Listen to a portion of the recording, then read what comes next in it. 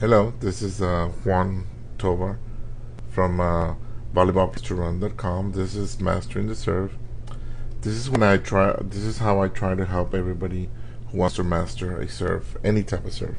If you go to my website at volleyball.com, I talk about over 31 different serves.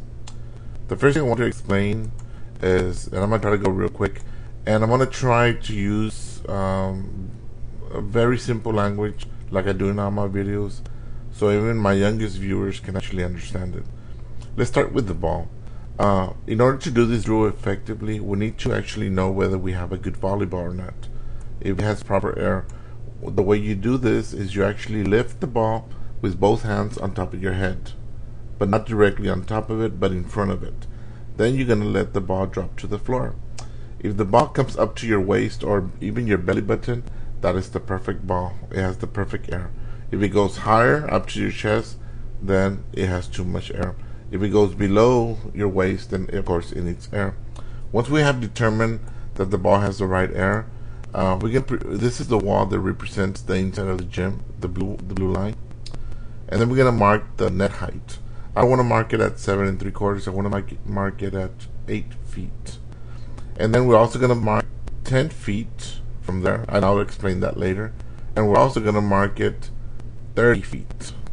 Okay, the best way for a player to be consistent in learning anything is to do it over and over, but right after they have done one drill, keep doing it over and over. For example, it is better for a player to hit or serve 10 volleyballs in a row so they can adjust quickly than for them to practice serving 20 volleyballs and every other minute. You see what I'm saying? So by doing it this way, the players are going to learn 3 different things. 1, they're going to learn where to serve. 2, they're going to learn how much power, and 3, they're going to learn distance. By learning these 3 factors, it's going to make them very consistent in where to serve, whether they want to serve short or far away. I'll explain the rest of the details later. Okay, so now we have the perfect ball. We have the player that's gonna serve, and the ball's gonna bounce back. Okay, you're gonna add you're gonna add or take away 1 feet of where the ball would actually land on the other side. So what they do is they're gonna serve it here in area 1, and it's gonna land about here. So they're gonna serve it over. Okay, and this, by them doing it this way, they're gonna see, okay, I'm using the same power. Okay, over and over, I'm using the same power. Now I'm gonna go ahead and make it shorter, so they use less power. See, they hit it, they use less power. They want to use more power, then the ball's gonna land back over here. By then doing this, they can actually see where the ball is gonna land on the other side. See, by doing it over and over, and they'll get the ball directly back to them. Okay, so now that they practice that, they do that for as long as they want to. The better that they do it, the better they're gonna get. The more they do it, the better they're gonna get. Now I'm gonna explain here the areas. In my book, I have 3 different areas: area 1, area 2, and area 3. And as you can see on all of them, I have a plus and a -1. This actually means feet. Okay, that means that wherever the ball lands here, okay, in the other side it would have landed maybe 1 feet further or 1 feet less, depending on what type of serve you're serving.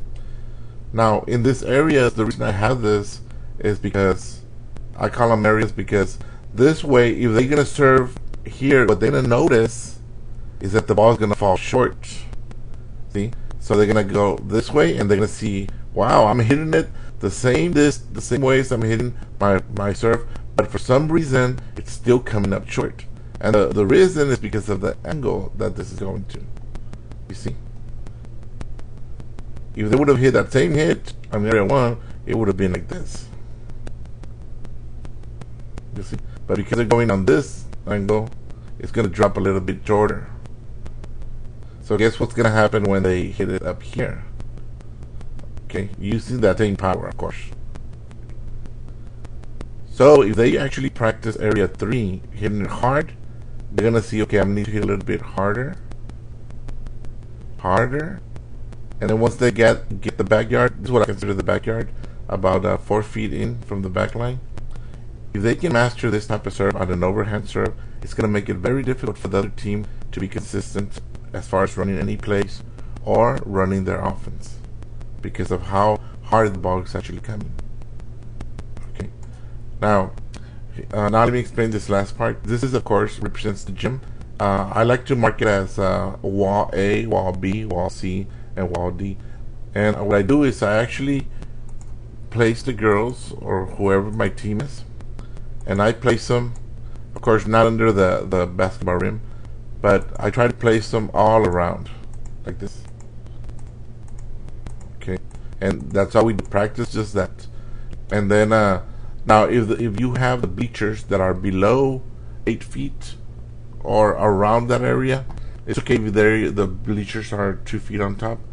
Go ahead and leave it like that, and just make them serve like that. And what I would do is I would tell them, okay, let's go ahead and serve, and I want you guys to serve first. Try to a regular serve. Okay, a regular serve would be behind the 10-foot line. Okay, 10-foot line. After that, then I blow a whistle. Once they've done it for 15 times, and I say, go ahead and try to go to the backyard. Backyard being 4 feet behind the back line. So I'll just yell out backyard, and then I'll ask for them to relax the muscles. I tell them to actually go to 10 feet. Okay, this is a little bit more difficult, but they can do it, and they're gonna keep doing it for about maybe 5 minutes each. And then I'll say, okay, go ahead and serve to area 2. Okay, area 2. Now I try to tell them, try to get close to the backyard. Okay, so they keep serving. They keep serving over and over, and then I tell them, okay, let's go to area 3. Now, of course, I don't mark area 3 on the wall, but they kind of have an idea how high that is. See?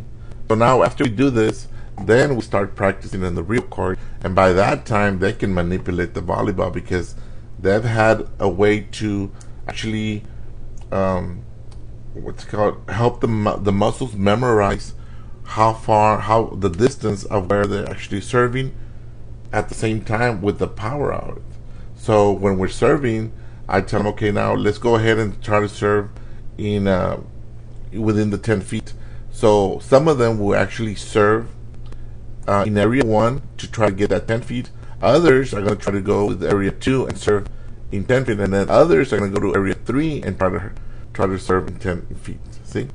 And then I'll yell something like, okay, go ahead and do the backyard. And some of them, more likely, will use area 1 for this. And then others will use area 3. They know that if they do area 1, the other team's going to pick it up fairly easy. But if they hit it in area 3, the higher the area, the more difficulty for the other team to actually try to pick up the ball.